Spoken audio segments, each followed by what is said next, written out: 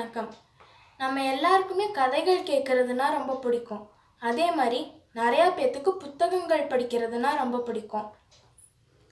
ஆனால் நம்மளுக்கெல்லாம் எந்த மாதிரி புத்தகங்களை படிக்கலாம் அப்படின்னு சொல்லி ஒரு ஐடியா இருக்காது. அந்த மாதிரி ஐடியாஸ் கிடைக்கணும்னா நீங்கள் தொடர்ந்து என்னோடய சேனலை பார்த்துக்கிட்டே இருங்க. நான் ரிவ்யூ பண்ணுற புக்ஸ் எல்லாமே உங்களோட குழந்தைகளுக்கான புக்ஸ் தான்.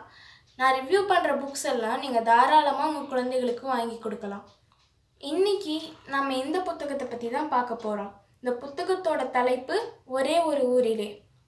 இந்த புத்தகத்தோட ஆசிரியர் விழியன். நம்ம புத்தகத்தை பற்றி அப்புறமா பார்க்கலாம். முதல்ல நம்ம ஆசிரியரை பற்றி பார்க்கலாம். நம்ம ஆசிரியர் விழியன் குழந்தைகளுக்காக நிறையா புத்தகங்கள் எழுதியிருக்காரு. கிட்டத்தட்ட ஒரு 15-16 புத்தகங்கள் குழந்தைகளுக்காகவே எழுதியிருக்காரு. இந்த புத்தகங்கள் எல்லாமே நீங்கள் உங்கள் குழந்தைகளுக்கு வாங்கி கொடுக்கக்கூடியவை தான். இவர் எழுதியிருக்க புத்தகங்கள் எல்லாமே ரொம்ப சுவாரஸ்யமாக இருக்கும். நாம் இப்போ புத்தகத்தை பற்றி பார்க்கலாம்.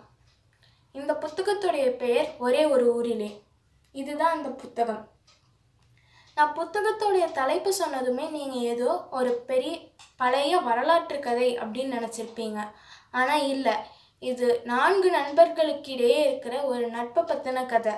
இந்த கதை ரொம்ப அழகாகவும் சுவாரஸ்யமாகவும் எழுதப்பட்டிருக்கு. 4 நண்பர்கள், செந்தில், சரவணன், அருண், ஆராதனா, இவங்களை பற்றின சுவாரஸ்யமான நகைச்சுவை கலந்த கதை தான் இது. இந்த கதையோட ஆரம்பத்தில் இந்த 4 நண்பர்களுடைய வீடுகளில் நடக்கக்கூடிய சின்ன சின்ன நிகழ்வுகளை கூட நம்ம ஆசிரியர் ரொம்ப அழகாக நகைச்சுவை கலந்து சொல்லியிருக்காரு. இந்த 4 நண்பர்களும் ரொம்ப நெருங்கிய நண்பர்கள். ஒன்றாவே தான் பள்ளிக்கு போவாங்க, ஒன்றாவே தான் வீட்டுக்கு வருவாங்க, ஒன்றாவே படிப்பாங்க, சண்டை போடுறதும் ஒன்றாவே தான் சண்டை போடுவாங்க. ஒரு சூழ்நிலையில் செந்திலோட அண்ணன் பணம் அனுப்பாததுனால செந்திலால் கல்வி கட்டணத்தை கட்ட முடியாமல் போகுது.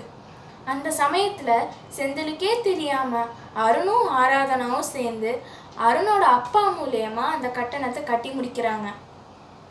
நட்பில் உதவி அப்படின்ற ஒரு பண்பு ரொம்ப முக்கியம் அப்படின்றத நம்மளோட ஆசிரியர் இந்த நிகழ்வு மூலமா உணர்த்துறாரு. பள்ளி முடிஞ்சு வீட்டுக்கு போனதுக்கப்புறமா வீதியில் இருக்கக்கூடிய மற்ற பசங்களை கூட்டிக்கிட்டு ஒரு கட்டி முடிக்கப்படாத கட்டிடத்துக்கு போய் அங்கே ரொம்ப அழகாக விளையாடுறாங்க. தங்களை தானே ராஜாவாகவும் ராணியாகவும் நினச்சிக்கிட்டு ரொம்ப அழகாக சுவாரஸ்யமாக விளையாடுறாங்க இந்த பசங்கள்லாம் சேர்ந்து.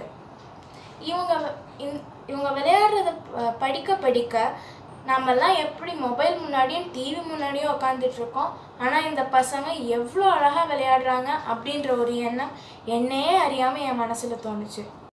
முழு ஆண்டு தேர்வுகளை பசங்க எழுதி முடிச்சிடுறாங்க. அப்போது ஒரு நாள் நடைப்பயிற்சி போகும்போது மலை கோயிலை தொலைவில் பார்க்குறாங்க. அந்த கோவிலுக்கு போகணும்னு ஆசைப்பட்டு நம்ம சரவணனோட மாமாவான சுடலை முத்தை கூட்டிகிட்டு போகிறாங்க. கோவிலுக்கு போன நம்ம பசங்க சாமி கும்பிட்டுட்டு கண்ணாம்பூச்சி விளையாட ஆரம்பிக்கிறாங்க. அவங்க கண்ணாம்பூச்சி விளையாடுற அழகை நம்ம ஆசிரியர் சொல்லும்போது இந்த மாதிரி விளையாடணுமே அப்படின்ற ஒரு ஆசை நம்ம மனசுக்குள்ளே எழும். இதெல்லாம் நடந்து முடிஞ்ச பிறகு ஆராதனாவும் செந்திலும் ஊரை விட்டு போகிற ஒரு சூழ்நிலை ஏற்படுது. அப்போ கூட அவங்க எல்லாரும் கடிதம் மூலியமாக தொடர்பில் இருக்காங்க. வருடம் ஒரு முறை விடுமுறை காலங்களில் சந்தித்து விளையாடி சந்தோஷமாக இருக்காங்க. இதுதான் ஒரே ஒரு ஊரிலே அப்படின்ற புத்தகத்தில் இருக்கிற 4 நண்பர்களை பற்றின கதை. இந்த பதிவு உங்களுக்கு பிடிச்சிருந்தா வீடியோவை லைக் பண்ணுங்கள், உங்கள் கமெண்ட்ஸை பதிவிடுங்க, மறக்காமல் சப்ஸ்கிரைப் பண்ணுங்கள்.